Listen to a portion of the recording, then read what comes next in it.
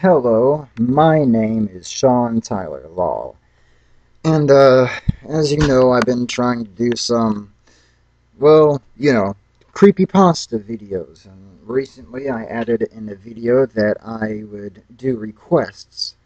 However, it backfired whenever I found out that request I gotten was a really, really lame story. Like, don't get me wrong, I'm trying to get into the story right now, but it is just an unprofessional piece of work, in my opinion. So, this video is going to be what I will request and what you should know to request stories for me. First of all, I'm going to name off the cliches, like the so many cliches in these creepypasta videos. Um, or creepypasta readings, like the video game creepypastas.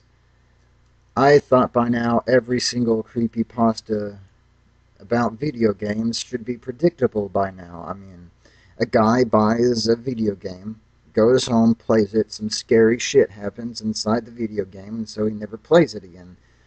Either that, or he goes to GameStop, buy a game, goes home, plays the game, sees some horrifying shit, and then dies the next day. That is your everyday video game creepypasta. I also I won't do those, and I also will not do a lost episode creepypasta.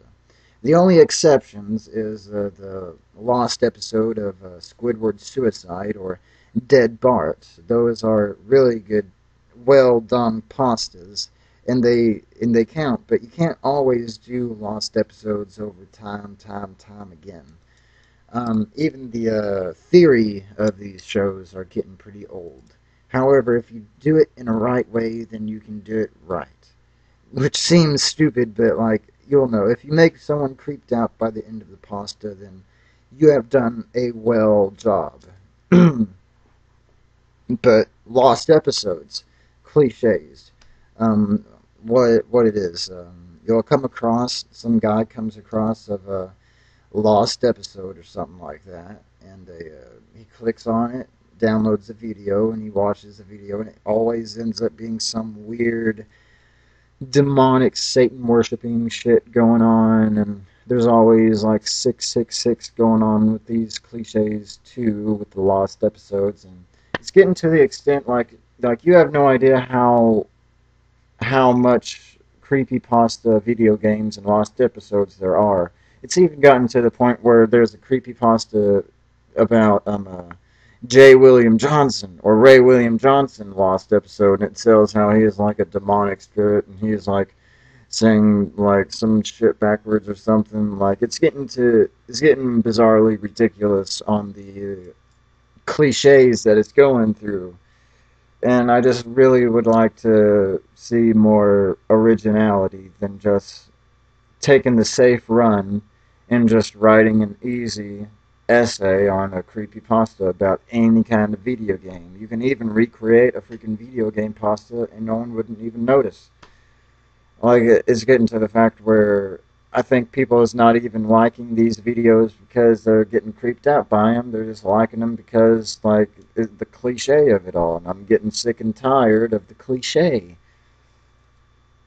What else is another cliche? Like, jump scares in a story. A jump scare in a story makes absolutely no sense because you have to have video effects or video. Well, yeah, a jump scare can only work in a video game or a video or a movie or something like that.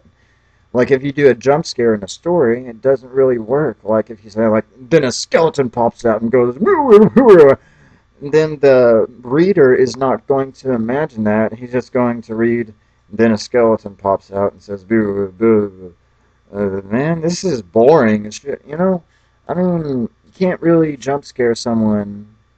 You can, like, build up and, like, last, instead of, like, a jump scare, you can have, like, some kind of weird, messed up shit going on with the monster or something. But yeah, just enough with the cliches going on. Mm, Another cliche going on is 666, and I mean, what? 666 is everywhere, and creepypastas. Like, immediately, if I see the word 66, or see the number is 666 on a creepypasta, I'm not going to read it because I know that it's going to be cliched as hell and not going to be, and it's not going to be delivered the right way. They're just taking they're just taking advantage of this creepypasta wiki, and they're just taking advantage and just doing like really, really easy elementary school work, you know, like something that not even a kindergartner would be scared at, you know. And also another cliche is these slasher pastas, you know, like I don't know, I just can't describe what these slasher pastas is. Like Jeff the Killer is okay. That's cool. Jeff the Killer is like awesome, but you can definitely tell whenever someone is trying to mimic or mock Jeff the Killer over and over and over and over again until you're just like, hey, he just pretty much ripped that off from Jeff the Killer or something like that. Then yeah, like requests, I will do if you come across of a creepypasta you never heard of, doesn't have those elements of video games, lost episodes. Um, let's see, any well hell, like you know the video games, lost episodes.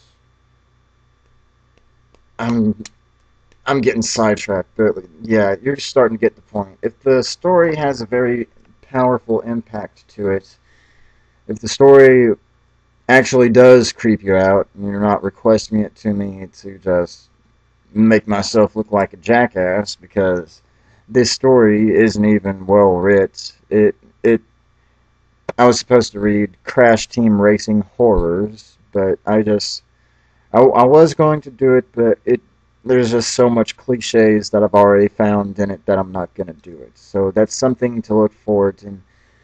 Next time, if you want to request something like anything at all that isn't related to lost episodes, lost video games, or something like jump scares, skeletons, and all, you know, is like, yeah, then hit me up for that.